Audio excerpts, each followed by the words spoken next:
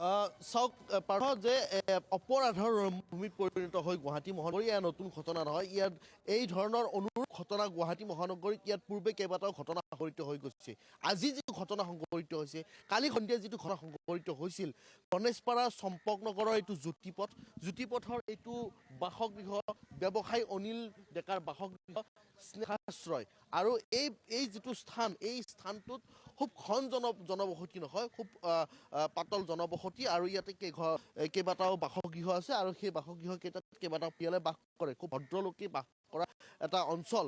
আৰু এই অঞ্চলটোত সন্ধিয়া প্ৰায় 9:30-10 বাজিছে আৰু সেই সময়ত সেই ডকাইতৰ দলটোৱে প্ৰৱেশ কৰিছিল স্নেহাশ্ৰয়ত। মই ভিতৰৰ ভাগত যদি প্ৰৱেশ কৰোঁ মই দেখুৱাবলৈ সক্ষম হ'ম যে স্নেহাশ্ৰয়ৰ তলৰ ভাগত এয়া এটা পাৰ্কিং আছে আৰু প্ৰথম মহলাত ব্যৱসায়ী অনিল ডেকা আৰু তেওঁৰ পত্নী কৰবী ডেকাই ইয়াতে বাস কৰে। আৰু মই যদি প্ৰথম মহলালৈকে যাওঁ তেতিয়া সমগ্ৰ ঘটনাৰ বিৱৰণ মই পত্নী কৰবী ডেকাৰ মুখেৰে জনাৰ চেষ্টা কৰিম, কিদৰে সেই চাঞ্চল্যকৰ ঘটনাটো সংঘটিত হৈছিল।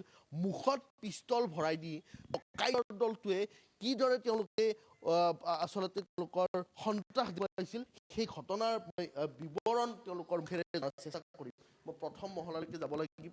আৰু প্ৰথম মহলাত কালি অনিল ডেকাই যেতিয়া তেওঁৰ বহিঃৰাষ্ট্ৰত অধ্যয়নৰত কন্যাক থ'বলৈ গৈছিল আৰু সেই সময়তে ঘৰত আছিল তেওঁৰ গাড়ী চালক আৰু পত্নী। আৰু সেই ঘটনাৰে সেই কোনো নথকাৰ সুযোগ লৈ আচলতে ডকাইতৰ দলটোৱে প্ৰৱেশ কৰিছিল। আৰু ডকাইতৰ দলটোৱে প্ৰৱেশ কৰি গ্ৰাউণ্ডৰ অনিল ডেকাৰ বাসগৃহৰ এটা খুব সুন্দৰ কোঠা আৰু প্ৰথম মহলাত যিটো তেওঁলোকৰ শোৱনি কোঠা আছে। আৰু ডকাইতৰ দলটোৱে প্ৰৱেশ কৰি আচলতে কি ধৰণে সন্ত্ৰাস চলাইছিল সেই দৃশ্য ইতিমধ্যে CCTV কেমেৰাত বন্দী হৈছে। আৰু মুখত পিষ্টল ভৰাই দি সমান্তৰালকৈ হাতৰ আঙুলিৰ পৰা যেতিয়া আঙুঠি উলিয়াই নিব পৰা নাছিল তেতিয়া আঙুলি কাটি দিয়াৰ যত্ন কৰিছিল। মই কৰবী ডেকা আছে তেওঁলোকৰ পৰা জনাৰ চেষ্টা কৰিম। মই আপোনাৰ ওচৰলৈ আহিছোঁ বাইদেউ। খুব ভয়ংকৰ এই মুহূৰ্তটো আপোনালোকে সন্ত্ৰাসিত আতংকিত হৈ আছে।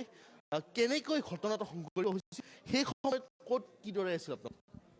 মইতো গেষ্ট ৰুমত আছিলোঁ। তাৰপিছত বেল বাজোতে 9টা বজাত বেলটো বাজোতে মই নাচালোঁ। 9টা বজাত খুলি দিলোঁ। দৰ্জাখন খুলি দিয়াৰ লগে লগে আহি এজনে হেঁচা মাৰি ধৰিলে পিষ্টলটোৰে, ফাৰ্ষ্ট পিষ্টলেৰে। আপোনাৰ স্বামী নোহোৱা কথাটো আপোনাৰ চালক আৰু আপোনাৰ বাহিৰে আৰু কোনোবা তৃতীয় ব্যক্তি জানে, চবেই জানিব পাৰে কোনোবাই। এনে আপোনাৰ কেনেকৈ জানিব পাৰে সেই কথাটো? আহি যাতে তলত মোক হেঁচা মাৰি ধৰিলে, দেখিলে কেমেৰা আছে তলত। কেইজনীয়া চাৰিজনী ডেগাৰ লৈ আহিছে, পিছত আহিছে। কি চাৰিচকীয়া বাহনত আহিছিল? পিছত কেমেৰাত চাওঁতে দেখা গৈছে। প্ৰৱেশ কৰি কি কৈছিল? পেচা গালো। তেতিয়া মানে আপোনালোকৰ দুৱাৰ বন্ধ আছিল? বন্ধ আছিলে। বেল বাজিছে মই ভাবাই নাই এনেকৈ যে হ'ব, এইবিলাক কোনো দিনটো সেয়া হেৰি হোৱা নাই। তাৰপিছত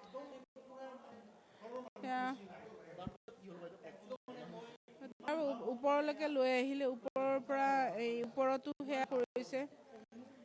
তাৰপিছত সেইটো ৰুমত কৰিছে, পইচা হেৰি কৰিছে, মাৰিছেও মোক যথেষ্টখিনি। তাৰপিছত আৰু এইফালে আনি পেলাই হেৰি কৰিলোঁ পইচা। কি লৈ গ'ল তেওঁ?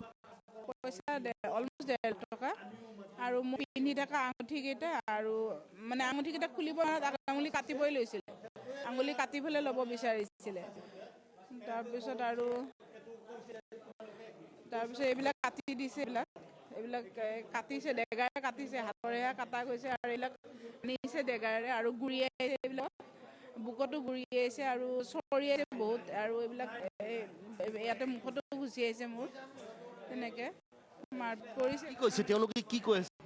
খালি পইচা বিচাৰি আছে। 2 লাখ रुपया निकालो। प्रथमते जितना भी पैसा है सब निकालो। তাৰপিছত কয় 2 লাখ रुपया निकालो। তাৰপিছত এনেকৈ কৈ পেলাই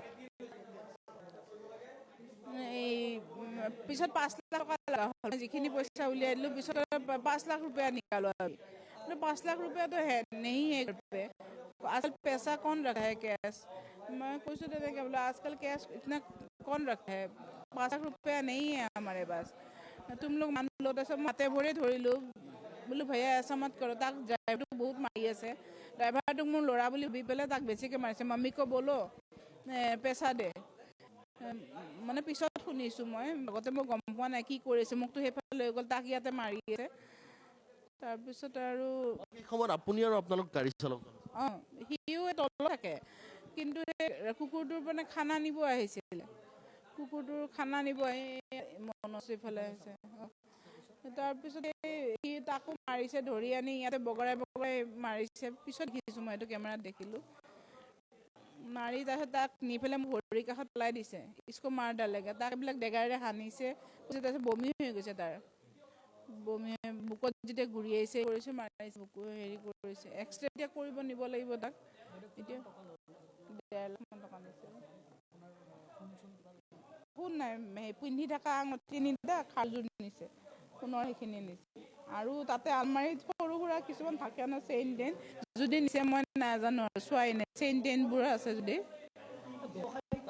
আৰক্ষী খবৰ দিলে নে নাজানো সেইটো নাই সেইটো ভাবা নাই এতিয়ালৈকে নাজানো আছে যদিও আৰক্ষী খবৰ দিয়া হ'ল আৰক্ষী খবৰ দিয়া হৈছে আহিছে আৰক্ষী কেতিয়া আহিল আৰক্ষী বেছি সময় নাই লগা 10 মিনিটমানৰ ভিতৰতে আহি পাইছে তেখেতসকল দাদা এনেকুৱা কেতিয়াবা কৈছিলে নে ব্যৱসায়িক সূত্ৰ বা কথা কাৰোবাৰ লগত বেয়া ভাল বেয়া নাই নাই এনেকুৱা কোনো কোৱা নাই মোক দাদা দেলহি আছে দেলহি গৈছে আজি আহিব তেওঁ এতিয়া কেইটা বজাৰ ফ্লাইট আহে তাৰমানে ৰিটাৰ্ণ আজি অহা কথা নাছিলে আজি ফৰিদত গ'লে তেওঁ কাম আছিলে তাইক এয়াৰপৰ্টত উঠাই ফ্লাইটত উঠাই পেলাই এয়াৰপৰ্টৰ পৰা তেওঁ ফৰিদাবাদ যোৱা কথা আছে ইয়াতে মোৰ হাজবেণ্ড আৰু ময়ে থাকোঁ ছোৱালীজনী ইউকেত থাকে এডিনব্ৰাত পঢ়ে স্কটলেণ্ডত পঢ়ে তাই আৰু ল'ৰাক পৰহি থৈ আহিছোঁ লাকিলি মানে ল'ৰা ছোৱালী দুটা থৈ আহিছোঁ নহ'লে মানে বিপদে হ'লহেঁতেন ছোৱালী কালি গ'ল ল'ৰা পৰহি থৈ আহিছোঁ